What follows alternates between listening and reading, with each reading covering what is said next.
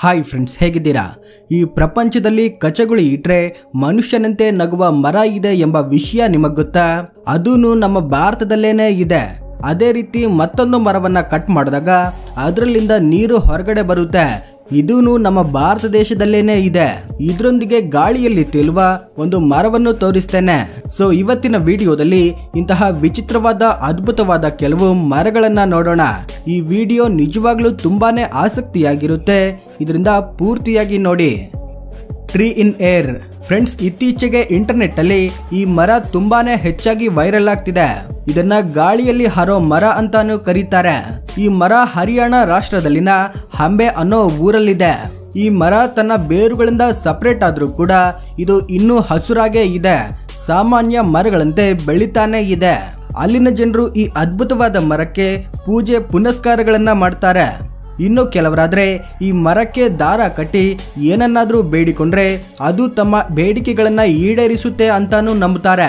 ಆದ್ರೆ ಒಂದು ಮರಕ್ಕೆ ನೆಲದೊಂದಿಗೆ ಸಂಪರ್ಕ ಇಲ್ಲದೆ ಇದ್ರೂ ಕೂಡ ಅದು ಹೇಗೆ ಬೆಳೀತಾ ಇದೆ ಎಂಬ ವಿಷಯವನ್ನ ಯೋಚಿಸಬೇಕಾಗಿದೆ. ಇದನ್ನ ಅದ್ಭುತ ಅನ್ಬೇಕೋ ಅಥವಾ ವಿಜ್ಞಾನ ಅನ್ಬೇಕೋ ಗೊತ್ತಿಲ್ಲ. ಆದ್ರೆ ಈ ಮರದ ಬಗ್ಗೆ ಈಗಲೂ ಹಲವಾರು ಚರ್ಚೆಗಳನ್ನ ಮಾಡ್ತಿದ್ದಾರೆ. ಈ ಮರದ ಬಗ್ಗೆ ನಿಮ್ಮ ಅಭಿಪ್ರಾಯ ಏನು ಅನ್ನೋದನ್ನ ಕಮೆಂಟ್ ಮೂಲಕ ತಿಳಿಸಿ. ವಾಟರ್ ಟ್ರೀ ಫ್ರೆಂಡ್ಸ್, ನಾನೀಗ ತೋರಿಸಲಿರುವ ಮರ ಒಂದು ಅದ್ಭುತ ಅಂತ ಹೇಳಬಹುದು. ಯಾಕಂದ್ರೆ ಈ ಮರದಿಂದ ನೀರು ಹೊರಗಡೆ ಬರುತ್ತೆ. ಈ ನೀರು ಎಲ್ಲಿಂದ ಬರುತ್ತೆ ಎಂಬ ಪ್ರಶ್ನೆಗೆ ಉತ್ತರ ವಿಜ್ಞಾನಕ್ಕೂ ಸಿಗುತ್ತಿಲ್ಲ. ಮೊಂಟೆನೆಗ್ರೋ ದೇಶದಲ್ಲಿರುವ ಈ ಮರದಿಂದ ಕಂಟಿನ್ಯೂಯಸ್ ಆಗಿ ನೀರು ಬರ್ತಾನೆ ಇರುತ್ತೆ. ಈ ಮರದ ಬಗ್ಗೆ ಮತ್ತೊಂದು ಇಂಟ್ರೆಸ್ಟಿಂಗ್ ಫ್ಯಾಕ್ಟ್ ಏನಂದ್ರೆ, ಈ ಪ್ರದೇಶದಲ್ಲಿ ಚಳಿಗಾಲ ಪ್ರಾರಂಭವಾದಾಗ ಈ ಮರದಿಂದ ನೀರು ಬರೋದು ನಿಂತು ಹೋಗುತ್ತೆ. ಚಳಿಗಾಲ ಮುಗಿದು ಬೇಸಿಗೆಗಾಲ ಪ್ರಾರಂಭವಾದ ತಕ್ಷಣವೇ ಈ ಮರದಿಂದ ನೀರು ಮತ್ತೆ ಬರಲು ಪ್ರಾರಂಭವಾಗುತ್ತೆ. ಇದೇ ರೀತಿ ರೀಸೆಂಟ್ ಆಗಿ ನಮ್ಮ ಭಾರತದಲ್ಲೂ ಕೂಡ ಇಂತಹ ಮರಗಳನ್ನ ಕಂಡು ಹಿಡಿಯಲಾಗಿದೆ.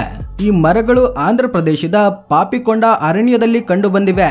ಈ ಮರಗಳನ್ನ ಕಟ್ ಮಾಡಿದಾಗ ಇದರಲ್ಲಿಂದ ತುಂಬಾ ವೇಗವಾಗಿ ನೀರು ಹೊರಗಡೆ ಬರುತ್ತೆ. ಈ ಮರದಿಂದ ಹೊರಬರುವ ನೀರು ಸ್ವಲ್ಪ ಹುಳಿಯಾಗಿರುತ್ತೆ. ಅಲ್ಲಿನ ಸ್ಥಳೀಯ ಜನರು ಹೇಳುವ ಪ್ರಕಾರ ಈ ಮರ ತನ್ನ ಕಾಂಡದಲ್ಲಿ ನೀರನ್ನ ಶೇಖರಿಸಿ ಇಟ್ಕೊಳ್ಳುತ್ತಂತೆ. ಆ ನೀರಿನ ಅವಶ್ಯಕತೆ ಇದ್ದಾಗ ಆ ಜನರು ಅದನ್ನ ಬಳಸಿಕೊಳ್ತಾರೆ. ಈ ಮರವನ್ನ ಇಂಡಿಯನ್ ಲೋರಾಲ್ ಅಂತಾನು ಕರೀತಾರೆ. ಈ ಮರ ಸರಿ ಸುಮಾರು 30 ಅಡಿಗಳಷ್ಟು ಎತ್ತರದವರೆಗೂ ಬೆಳೆಯುತ್ತೆ. ಲಾಫಿಂಗ್ ಟ್ರೀ ಫ್ರೆಂಡ್ಸ್, ಉತ್ತರಾಖಂಡ್ನಲ್ಲಿನ ಕಲಾದುಂಗಿ ಅರಣ್ಯದಲ್ಲಿ ಎಂತಹ ಮರ ಇದೆ ಅಂದ್ರೆ ಅದಕ್ಕೆ ಮನುಷ್ಯರಂತೆ ಕಚ್ಚಗುಳಿಯಾಗುತ್ತೆ. ಇದನ್ನ ನಂಬೋದಕ್ಕೆ ನಿಮ್ಮಿಂದ ಆಗದೆ ಇರಬಹುದು, ಆದ್ರೂ ಕೂಡ ಇದು ಸತ್ಯ. ಈ ಮರವನ್ನ ಯಾರಾದ್ರೂ ಮುಟ್ಟಿಕೊಂಡಾಗ ಇದಕ್ಕೆ ಕಚ್ಚಗುಳಿಯಾಗುತ್ತೆ. ಈ ಮರದ ಕಾಂಡವನ್ನ ನಮ್ಮ ಕೈಗಳಿಂದ ಸವರಿದಾಗ ಅದಕ್ಕಿರುವ ಎಲೆಗಳು ಕೊಂಬೆಗಳೆಲ್ಲ ಕದಲುತ್ತವೆ. ಇದಕ್ಕಾಗಿ ಜನರು ಈ ಮರವನ್ನ ಲಾಫಿಂಗ್ ಟ್ರೀ ಅಂತ ಕರೀತಿದ್ದಾರೆ. ಹಾಗೂ ಈ ಮರದ ವೈಜ್ಞಾನಿಕ ಹೆಸರೇನೆಂದ್ರೆ ರೇಡಿಯಂ ತುಮಿತೋರಂ.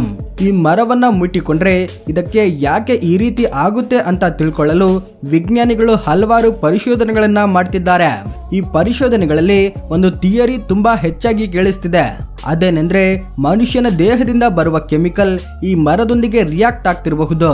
ಆ ಕೆಮಿಕಲ್ ರಿಯಾಕ್ಷನ್ ನಿಂದ ಈ ಮರ ಕದಲುತ್ತಿರಬಹುದು ಅಂತ ಹೇಳ್ತಿದ್ದಾರೆ.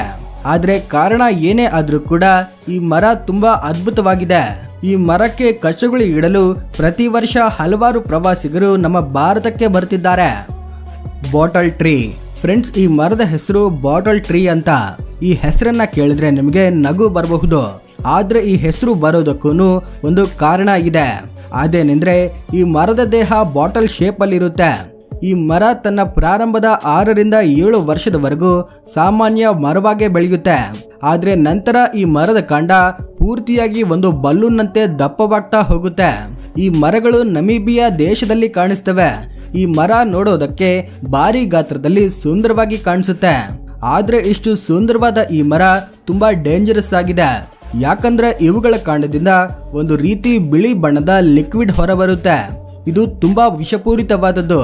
ಪೂರ್ವಕಾಲದಲ್ಲಿ ಬೇಟೆಗಾರರು ಈ ವಿಷವನ್ನ ತಮ್ಮ ಬಾಣಗಳಿಗೆ ಹಚ್ಕೊಂಡು ಪ್ರಾಣಿಗಳನ್ನ ಬೇಟೆಯಾಡ್ತಿದ್ರು. ಚಿತಾವರ್ ಟ್ರೀ ಫ್ರೆಂಡ್ಸ್, ಈ ಪ್ರಪಂಚದಲ್ಲಿ ಎಂತಹ ಅಪರೂಪದ ಮರ ಇದೆ ಅಂದ್ರೆ ಈ ಮರದ ಚಿಕ್ಕ ಕಟ್ಟಿಗೆ ತುಂಡು ಲಕ್ಷಗಳಲ್ಲಿ ಮಾರಾಟವಾಗುತ್ತೆ. ಯಾಕಂದ್ರೆ ಈ ಕಟ್ಟಿಗೆ ತುಂಡನ್ನ ನೀರಲ್ಲಿ ಹಾಕಿದಾಗ ಅದು ಹಾವಿನಂತೆ ಈಜುತ್ತೆ. ಹಾಗೆ ಮತ್ತೊಂದು ಆಶ್ಚರ್ಯಗೊಳಿಸುವ ವಿಷಯ ಏನೆಂದ್ರೆ ಇದು ನೀರಿನ ಪ್ರವಾಹದ ವಿರುದ್ಧ ದಿಕ್ಕಿಗೆ ಈಜುತ್ತೆ. ಹೌದು, ಈ ಕಟ್ಟಿಗೆ ತುಂಡನ್ನ ನೀವು ಹರಿಯುವ ನೀರಲ್ಲಿ ಹಾಕಿದಾಗ ಇದು ನೀರು ಹರಿಯುವ ವಿರುದ್ಧ ದಿಕ್ಕಿಗೆ ಒಂದು ರೀತಿ ಹಾವಿನಂತೆ ಈಜಿಕೊಂಡು ಹೋಗುತ್ತೆ. ಆದ್ರೆ ಇದಕ್ಕೆ ಕಾರಣ ಏನು ಅನ್ನೋದು ಗೊತ್ತಿಲ್ಲ.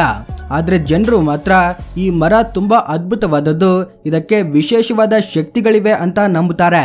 ಈ ಮರ ಕೇವಲ ಭಾರತದಲ್ಲಿ ಮಾತ್ರ ಕಾಣಿಸುತ್ತೆ ಹಾಗೂ ಅನೇಕ ಆಯುರ್ವೇದ ನಿಪುಣರ ಪ್ರಕಾರ ಈ ಮರ ತುಂಬಾ ದಟ್ಟವಾದ ಅರಣ್ಯಗಳಲ್ಲಿ ಅಥವಾ ಹಿಮಾಲಯ ಪರ್ವತಗಳಲ್ಲಿ ಮಾತ್ರ ಬೆಳೆಯುತ್ತಂತೆ. ಹಿಂದೂ ಗ್ರಂಥಗಳ ಪ್ರಕಾರ ಈ ಮರವನ್ನ ಗರುಡ ಮರ ಅಂತ ಕರೀತಾರೆ.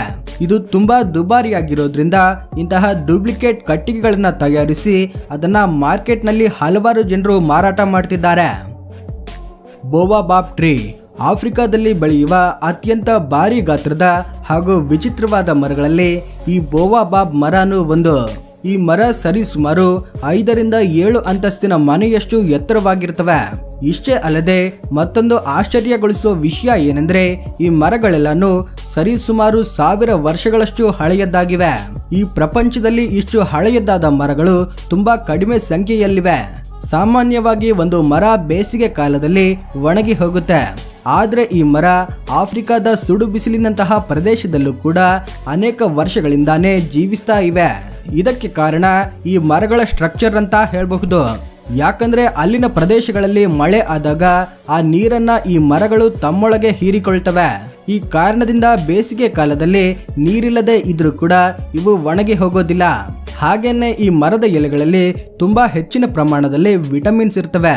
ಇದಕ್ಕಾಗಿ ಆಫ್ರಿಕಾದಲ್ಲಿನ ಕೆಲವು ಜನರು ಈ ಮರದ ಎಲೆಗಳನ್ನ ತಿಂತಾರೆ. Sandbox tree. ಈ ಸ್ಯಾಂಡ್ ಬಾಕ್ಸ್ ಟ್ರೀಗಳು ಉತ್ತರ ಅಮೆರಿಕ ಹಾಗೂ ದಕ್ಷಿಣ ಅಮೆರಿಕದಲ್ಲಿ ಬೆಳೆಯುತ್ತವೆ.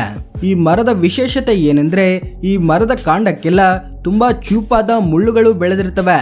ಒಂದ್ ವೇಳೆ ಯಾರಾದ್ರೂ ಅಪ್ಪಿತಪ್ಪಿ ಈ ಮರದ ಮೇಲೆ ಕೈ ಇಟ್ರೆ ಆ ಮುಳ್ಳುಗಳು ಅವರಿಗೆ ಚುಚ್ಚಿಕೊಳ್ಳೋದು ಖಚಿತ. ಈ ಮುಳ್ಳುಗಳು 2.5 ಸೆಂಟಿಮೀಟರ್ನಷ್ಟು ಉದ್ದವಾಗಿರ್ತವೆ. ಹಾಗೇನೆ ಇದಕ್ಕೆ ಇಷ್ಟೊಂದು ಮುಳ್ಳುಗಳು ಇರೋದ್ರಿಂದ ಯಾವ ಪ್ರಾಣಿಗಳು ಕೂಡ ಈ ಮರದ ಮೇಲೆ ಹತ್ತೋದಿಲ್ಲ. ಈ ಸ್ಯಾಂಡ್ ಬಾಕ್ಸ್ ಮರಗಳು 200 ಅಡಿಗಳಷ್ಟು ಎತ್ತರದವರೆಗೂ ಬೆಳೆಯುತ್ತವೆ. ಈ ಮರದ ಬಗ್ಗೆ ಮತ್ತೊಂದು ವಿಚಾರ ಏನೆಂದ್ರೆ ಈ ಮರದಲ್ಲಿ ಬೆಳೆಯುವ ಕಾಯಿಗಳು ಹಣ್ಣಾದ ಮೇಲೆ ತನ್ನಷ್ಟಕ್ಕೆ ತಾನೇ ಒಂದು ಬಾಂಬ್ನಂತೆ ಸ್ಫೋಟಗೊಳ್ತವೆ. ಆಗ ಆ ಹಣ್ಣಲ್ಲಿರುವ ಬೀಜಗಳು ಅಕ್ಕಪಕ್ಕದ ನೆಲದ ಮೇಲೆ ಬೀಳ್ತವೆ. ಈ ಹಣ್ಣು ಸ್ಫೋಟಗೊಂಡಾಗ ಆ ಬೀಜಗಳ ವೇಗ ಸೆಕೆಂಡಿಗೆ 75 ಕಿಲೋಮೀಟರ್ನಷ್ಟಿರುತ್ತೆ. ಹಾಗೂ ಈ ಬೀಜಗಳು ಬ್ಲಾಸ್ಟ್ ಆದ ಸ್ಥಳದಿಂದ 150 ರಿಂದ 200 ಅಡಿಗಳಷ್ಟು ದೂರದವರೆಗೂ ಹೋಗಿ ಬೀಳ್ತವೆ.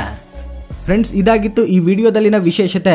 ಈ ಮರಗಳಲ್ಲಿ ನಿಮಗೆ ಯಾವ ಮರ ತುಂಬಾ ಅದ್ಭುತವಾಗಿ ವಿಶೇಷವಾಗಿ ಅನ್ನಿಸ್ತು ಅನ್ನೋದನ್ನ ಕಾಮೆಂಟ್ ಮೂಲಕ ತಿಳಿಸಿ.